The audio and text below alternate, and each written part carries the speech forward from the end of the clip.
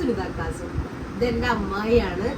എല്ലാരും ചോദിക്കും, എല്ലാവർക്കും ഉണ്ടാവും ജീവിതത്തിൽ ഒരു ഇൻസ്പിറേഷൻസ്. ഞാൻ എന്റെ ഇൻസ്പിറേഷൻസ് എന്റെ അമ്മായിയാണ്. കാരണം വീട്ടുജോലിക്ക് പോയിട്ട്, അതായത് ഒരു വളരെ ചെറുപ്പത്തിലെ വീട്ടുജോലിക്ക് പോയി കല്യാണം കഴിഞ്ഞിട്ടും ഭർത്താവ് ഇല്ലാതായിട്ടും 2 കുട്ടികളെ ഒരു ബ്രസ്റ്റ് എടുത്ത് കളഞ്ഞാണ്. ക്യാൻസർ പേഷ്യന്റ് ആണ്. പക്ഷെ എന്നിരുന്നിട്ട് ആ ക്യാൻസറിനെ അതിജീവിച്ച് ജോലിക്ക് പോയ എൻ്റെ അമ്മായിയോളം വലിയൊരു ഇൻസ്പിറേഷൻ ലേഡി എൻ്റെ ലൈഫിലില്ല. എനിക്ക് എന്ത് ഇപ്പൊ പോലും എൻ്റെ ബിസിനസ്സിൽ എനിക്ക് എന്ത് ആവശ്യം വന്നാലും ഒരു വിളിപ്പുറത്ത് അല്ലെങ്കിൽ എൻ്റെ കൂടെ എന്നും ഉണ്ടാവുന്ന എൻ്റെ ഏറ്റവും വലിയ എൻ്റെ വാപ്പാടെ സിസ്റ്ററാണ്. നിങ്ങൾക്കറിയോ, അതൊക്കെ ഇവരുടെയൊക്കെ സ്റ്റോറിയൊക്കെ കേട്ടിട്ടുണ്ടെങ്കിൽ നമ്മൾ അറിയാതെ കണ്ണീന്ന് വെള്ളം വന്നു പോകും.